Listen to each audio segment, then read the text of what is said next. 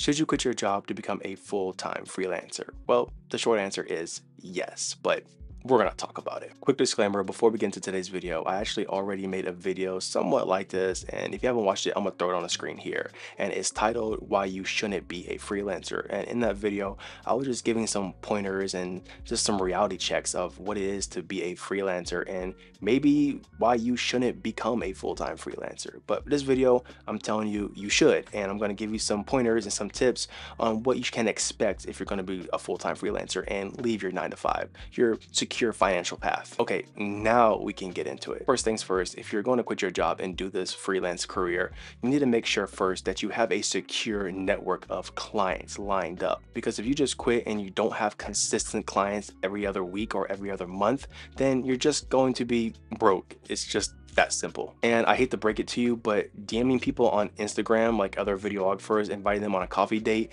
isn't going to build your network. You're not going to just gain a bunch of clients doing that. You really want to target production companies. Production companies are going to be the people who are going to hire you, and some cases, not all the time, they're going to be the ones that are going to pay you the most money. But again, I say that not all the time because there is some production companies that I worked for that paid me barely anything. On top of that, I had to wait a couple months to get my check. So as a freelancer, you're going to, like I said before, want to target production companies. Build a relationship with these production companies. Be that trustworthy freelancer for them so they're able to call you each and every time that they have a production need. Me personally, I choose the freelance path over being a production company simply because it's just less stress. It's less hats that I have to wear. These production companies, they set up locations, they set up the interviews, they set up everything that revolves the production side of it, and then they hire someone like me, the camera operator, to just show up and film for them.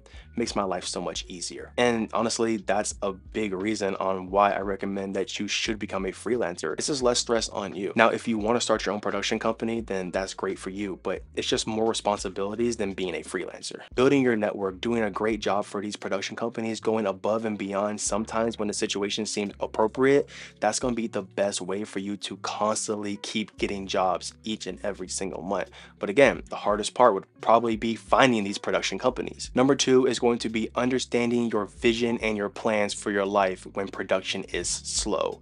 This simply means just having multiple different sources of income. If you want to be a freelancer, you have to think about these things. I honestly wouldn't just rely on freelance, though there is some freelancers out there who this is all they do and they make a great living and they don't have to worry about anything because they're constantly booked. If you get to that level, then kudos to you. That's kind of a level pretty much a lot of people do want to be at. But it takes years and years and years to get to that level, to establish the clients and to establish the network that you need to be enabled to order to get those type of clients to consistently come back to you each and every week or each and every month. But understanding and having a plan for your finances and your future is something very, very important that you need to consider when you start this freelance journey, where you're deciding to quit your 9 to 5 and you have a secure income coming in every single week. You need to have a network, you need to have a vision and a plan for your finances if you're going to essentially quit your job, take the route of freelance.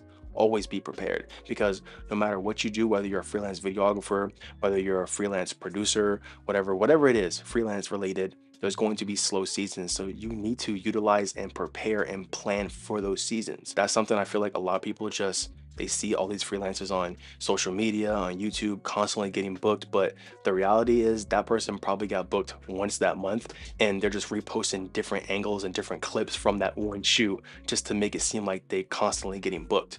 Don't fall into the trap of social media. Number three is going to have to be building a strong portfolio. Make sure after every single job you've done, if there's a shot that you filmed and you're like, wow, this is amazing, make sure that you're able to use that footage for your portfolio. If you're going to find these production companies, they're going to want a portfolio from you. They're not going to hire someone who they don't know, they've never seen his work. They're not going to pay somebody $1,700 and take a gamble with you when they never seen your work. They need to be able to see your work. So each and every single job, save all of the footage, no matter what the job is.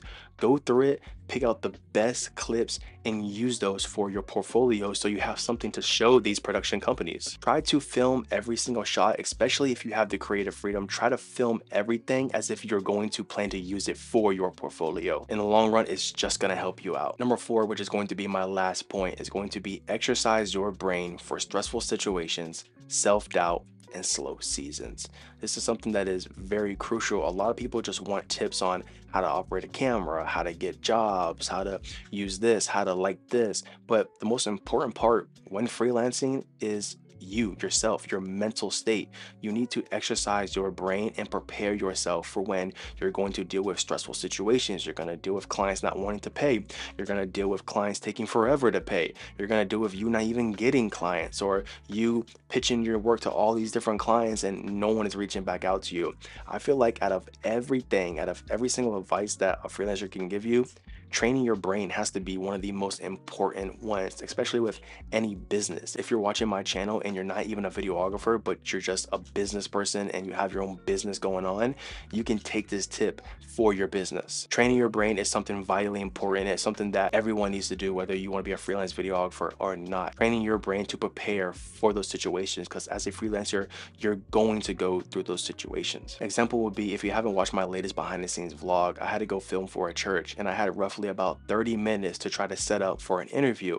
And it's just so difficult when you're given little time span like that to try to scope the room out, try to set up lighting. On top of that, having the client come and talk to you every like 5 minutes, it can get very, very annoying and very stressful. But training for those situations to make sure that you're able to properly do the work and not fall behind, that's something that's very, very important. There is just so much to freelancing that I personally had to learn that a lot of people don't talk about. The most things you hear about freelancing is, okay, you're self-employed, you have freedom, you can take and not take jobs that you want, you can essentially live the life that you dream of when you're a freelancer. And though most cases all that is fairly true, but there's just so much more behind it that people don't talk about. But to answer your question, if you should quit your 9 to 5 to become a freelancer, I say yes. That's it for today's video. If you enjoyed it, please leave a like, comment, and subscribe.